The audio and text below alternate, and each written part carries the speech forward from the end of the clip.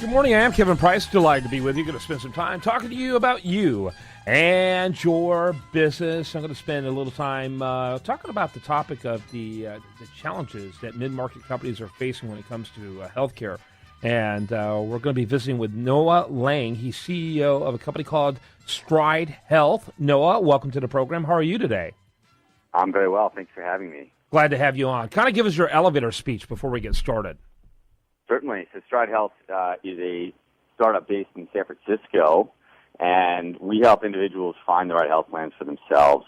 So for the past 60 years or so, we've been selling health insurance to businesses, like those listeners who are on today, and individuals, but no one's really explained it in the context of someone's life. So we help people pick their doctors. We help them build a financial forecast at an individual level, and we really match them with an intelligent healthcare investment for their year. Okay. How many years have you been doing this? We've been in business for about a year and a half. We're a very young company. Very young. And how many people do you have on your team? We're a team of about 15. 15. We're a team of engineers. We're not a call center business like our government exchanges. We're a team building smart technology to solve these problems. Awesome. And are you solving these problems nationwide, or is it now primarily in the California region? So we're solving these problems for about 40% of the United States population today, including your home state, Texas. We started in California last year, and we're expanding to a national presence over the course of next year. Okay. And kind of tell me who is an ideal client for you. I know we were talking primarily about mid-market. Is that who you're targeting? So we tend to work with a couple different types of businesses. So our core customer is an independent contractor, actually. So we work with businesses that have large populations of independent contractors. These are your 1099 employees who oftentimes are not receiving coverage from their employer.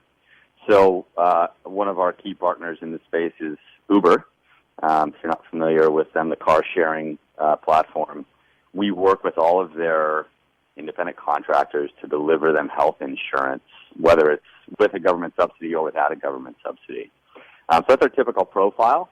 Some smaller businesses would include retail, hospitality, these businesses where you have a lot of part-time workers who maybe are shifting on and off the clock and have a really hard time making a health coverage decision. Okay. Let me ask you about the mid-market companies that you're working with that are you actually involved in group health decisions or purely on the individual basis? So we're purely on the individual side. Okay. Kind of give me an idea, for example, how it's working for Uber. Yeah, sure. So Uber is a very, very large company, one of the largest independent contractor workforces in the U.S. And what we do is actually we stitch into their payroll and contractor management systems. So an individual logs in to see how much money they make every day, and Uber would like them to be happy and healthy and get coverage, whether it's from the government or directly on their own. And so we actually built an intelligent engine that makes recommendations on a personal basis to every single individual. So they tell us their doctors, they tell us their prescriptions, they even tell us what illnesses they might have, and we use those to build an intelligent cost forecast for them and look at every single plan available, which in the individual market can be north of 50 or 60 plans in the Houston area, for example. And we pick the right one for that individual, and then we help them buy it. So finding fishnets essentially for you, obviously that's helpful, right? I mean, isn't that essentially what Uber became, kind of a fishnet for you? Because obviously you bring something that they clearly need for their independent contractors. They make their contractors available to you, kind of making a connection for both of you. That's right. I mean, it's a win-win-win, right? They have a population that needs to be covered. That population is lost. They don't know how to make these decisions on their own. Most of us Americans do not. And for us, it's a great opportunity to go in and enable the freelancer economy in the United States as we have more and more of these fractional workforces. Individuals acting almost as their own entrepreneurs, right? Building a small independent business around a platform like Uber. Yeah, absolutely. So are there other businesses that you're identifying that are similar to Uber with a large base of independent contractors? There are. So we work with some others that are similar technology platforms, companies like TaskRabbit, and we're building relationships with much larger sort of traditional retail companies as well. Right? If you think of the places where you go buy your groceries, the places where you go buy your clothes, those are largely 1099 independent contractor workforces that are not receiving coverage from their employer, but they have an employer that at least wants them to be able to go get their government subsidy if they qualify for it, right?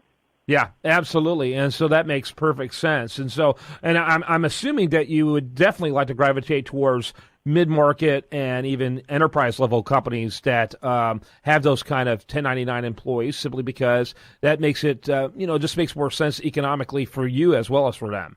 That's right. That's right. And these are, we're not selling group plans.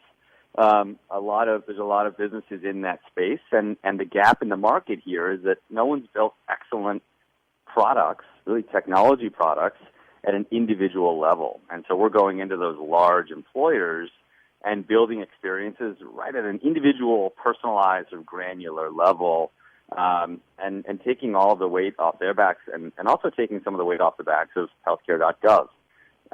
We take people through the entire process they could go through there. It happens much more quickly, and it can happen on their mobile devices. And so it's really a win-win-win for those businesses, for the individuals, and I think for the government as well.